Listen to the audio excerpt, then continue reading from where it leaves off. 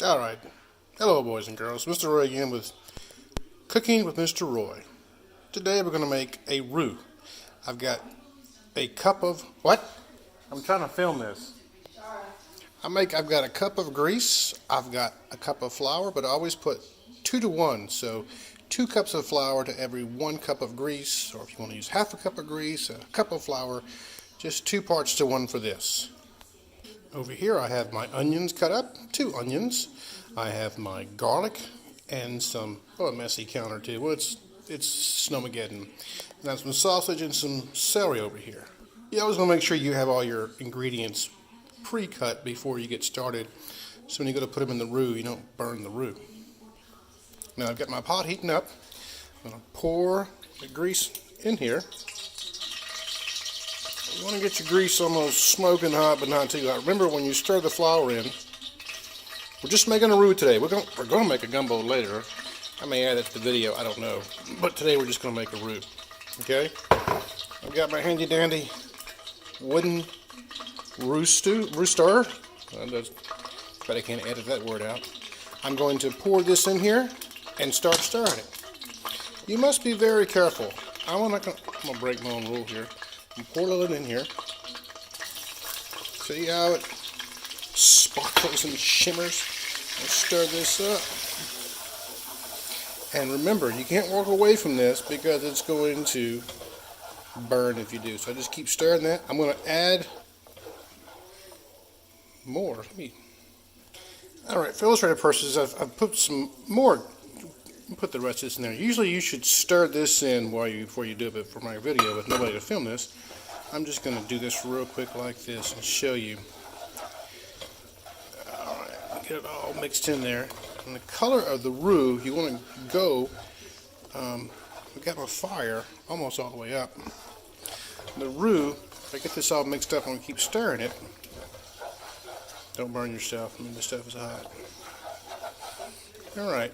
You can add more flour if you want to, but this is about the right consistency that I want. I'm going to continue cooking this and come back when it's almost finished, and I'll show you what it looks like. It'll take about 20 minutes to do this. Alright, I'm about halfway through this process. You can see the consistency of the... I did add a little more flour. Now, I made 1 cup of grease and 2 cups of flour, but I usually do 3/4 cup of grease and 1/2 cup of flour, but I'm making a pretty big pot of gumbo here. I've got the chicken already boiling, fixing to take out and debone. I just want to give you a... Well, now I've set up a tripod. I'm going high-tech here. Just going to give you a little update how it's looking. Been doing this for about 10 minutes now. If you walk away, you might burn it. That's all over again, so don't walk away. Remember, don't stir this too hard or it can splash out and burn you. Now, once this roux starts to do what it's supposed to do, it's going to start smoking. It starts getting darker, so you might want to have a window open. I'm going to turn the fan on here in a second, and close all your bedroom doors, because if you're not cooking this outside, this smell just kind of the roux gets in everything. It smells good, but it just take off your watch too. And be careful when you're stirring it, because it's fixing to start smoking. Alright, now the roux about reached its color. I think you can see that. Get a little closer look on that. It's starting to smoke, so I've got the vent on. You can hear the vent. I got the window open. I'm about to cook it a few more minutes. The darker the roux, the darker your color of your gumbo. If you want a lighter color gumbo, you can stop now, or you can... Actually, this is kind of really close, but if you want a lighter color, it doesn't really matter. I like a darker colored roux. Alright, the gumbo is about the color that I want it. A little closer look on that. You can see. Now over here you can see I've got my garlic mince, and I've got a little few pieces of sausage now. I like to put sausage in my roux because it adds a nice smoky flavor to the roux.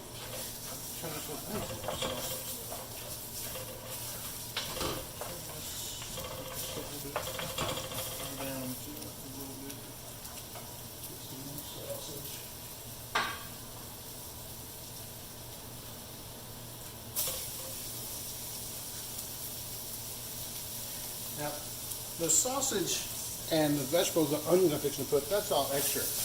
The cooking of the roux is already finished. I cooked the roux. I'm going to cook this. I put this in there. I wish you could smell this. The sausage just brings out the flavor of the garlic and the sausage. But the roux itself is finished. This is flavors for the gumbo.